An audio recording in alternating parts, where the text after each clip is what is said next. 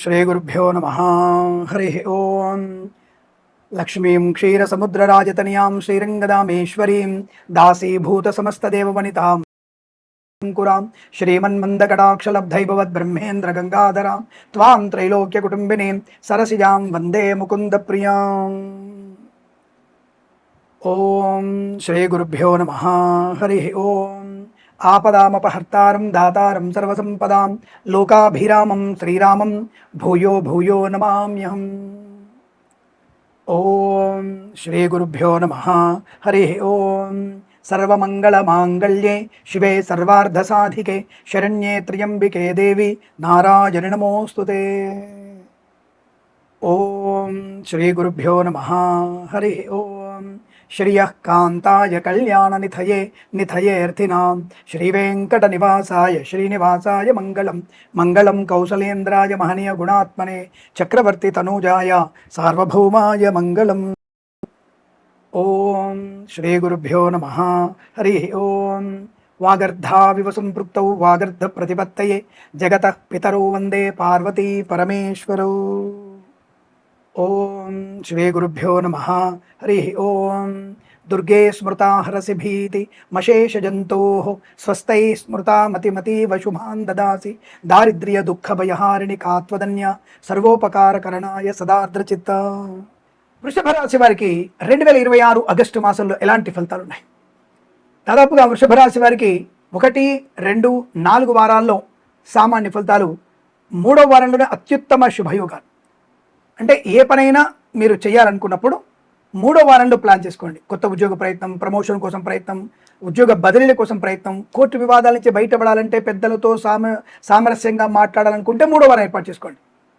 దేవుడి దేవల నెగిటివ్ ఫలితాలు లేవు, కానీ అత్యుత్సాహము, అహంకారతత్వము, తొందరపాటుతనము, అని నాకే తెలిసే అన్నటువంటి భావన, ఇలాంటివన్నీ మీకు కాస్త ఎక్కువ కనబడుతున్నాయి.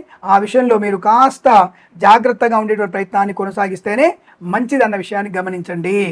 కానీ 3వ వారంలో మాత్రం మీకు చాలా శుభకరమైనటువంటి యోగాన్ని పొందుకునే తరుణంగా చెప్పవచ్చు. తప్పకుండా మీకు 3వ వారంలో ధన, వస్తు, వాహన, విద్య, ఉద్యోగ, వ్యాపారాలు లాభాలు, విదేశాల్లో కూడా మంచి విద్యా ఉద్యోగ వ్యాపారంలో కలిసి వచ్చే అవకాశం. 3వ వారం చాలా ప్రశాంతత, ఆనందయోగం, కొత్త కళాశాలలో ప్రవేశం, పరీక్షల్లో విజయం సాధించడం, ప్రయత్నపూర్వకమైనటువంటి వ్యాపార లాభం, భాగస్వామితో కలిసి రావడం. అలాగే మరి 1, 2, 4 వారాల్లో కాస్త బద్ధకము, కార్యాలని వాయిదా వేయడము, ఇతరుల మీద ఆధారపడము, పరీక్షకి టైంకి వెళ్దాంలే అనుకోవడం వల్ల ఇబ్బంది. అంటే చురుగ్గా ఉండే ప్రయత్నం చేయండి. దేవుడి దగ్గర నెగిటివ్ కాబట్టి పర్వాలేదు, కానీ ఈ మామూలు ఫలితాలను కూడా అనుకూలంగా మార్చుకోవాలనుకుంటే భగవద్ధ్యానం, భగవద్గీతలో 11వ అధ్యాయం చదువుకోవడం వల్ల ఎలా చైతన్యంగా ఉండవచ్చును అన్నటువంటి విషయ పరిజ్ఞానం మీకు తెలుస్తుంది. దానిలో విజయాన్ని సాధిస్తారు. బట్ ఏదేమైనా రైతులకి పూలు, పళ్ళు, కూరగాయలు, సూపర్ మార్కెట్, కిరాణం, మిర్చి, పత్తి, బెల్లము, మిరపకాయలు ఇలాంటివి పండించే వారికి, వ్యాపారం కొనుగోలు చేసేవారికి, అమ్మకాలు చేసేవారికి లాభమే ఉంటుంది.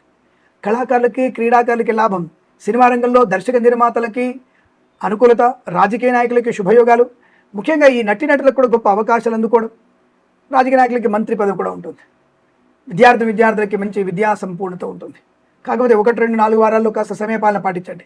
విదేశాలకు వెళ్ళే నిమిత్తం ప్రయత్నం చేయవచ్చు, వీసా సౌలభ్యం ఉంటుంది. విదేశాల్లో ఉన్న వారికి కూడా చాలా అనుకూలవంతమైనటువంటి విద్యా ఉద్యోగ వ్యాపారంలో కలిసి వస్తుంది. ఫార్మా, సిమెంటు, ఐరను, ఇటుకలు, ఇసుక, రాగి, ఇత్తడి, mining, construction, real estate, interior, exterior furniture, గాజు, తోలు పరిశ్రమ, రెగ్జిన్ పరిశ్రమల్లో మంచి లాభాలు. చేనేత, వస్త్ర, దర్జీ పని చేసేవారికి, పెట్రోలియం, బేకరీ, నూనె ఉత్పత్తుల్లో కూడా మంచి లాభాలు. సువర్ణ వజ్రాభరణ ప్రాప్తి, బంధుమిత్రులతో సమాగమం, ఆనందాది అదృష్ట యోగం, ఈవెంట్ చేసేవారికి గొప్ప ఈవెంట్స్ లభించడం, బుల్లితెర నెట్లకు కూడా గొప్ప అవకాశాలు రావడం, కోర్టు వివాదాలు సమసిపోయే అవకాశాలు. కాకపోతే పెద్దల యొక్క సూచనలు, సలహాలు పాటించడం వల్లనే మీకు ఈ యొక్క కోర్టు వివాదాలు లేదా నష్టాలు పడే అవకాశాలు ఉంటాయి. జాగ్రత్త. అహంకారతత్వాన్ని వదిలేసేయండి, కాస్త పెద్దవాళ్ళు చెప్పిన మాట వినండి. Share market, speculation, commodities, crypto currency, bitcoins లాంటిలలో పెట్టుబడి పెట్టవచ్చు. దీర్ఘకాలికమైన పెట్టుబడి మీకు లాభాన్ని కలిగిస్తుంది. అప్పులు ఇవ్వడం, పుచ్చుకోవడం అనేది మీకు 3వ వారమే చాలా మంచి ప్రయోజనాన్ని కలిగిస్తున్న విషయాన్ని గమనించండి. కళాకారులకి, క్రీడాకారులకి అభివృద్ధి, అలాగే ముఖ్యంగా విదేశాల్లో కూడా క్రీడా ప్రదర్శన లాభాలు పొందుకునే అవకాశాలు, ఆరోగ్య లాభం, ఆనందయోగం, ప్రయాణ లాభం, తీర్థయాత్ర సేవన, అలాగే సోషల్ మీడియా, శాటిలైట్ జర్నలిస్టుల వారికి, సీనియర్ సిటిజన్స్కి, మహిళామణులకి పర్వాలేదు, లాభమే ఉంటుంది. తీర్థయాత్ర సేవన ఉంటుంది. విదేశాలు కూడా విద్యా ఉద్యోగ వ్యాపార లాభాన్ని పొందుకోవచ్చు.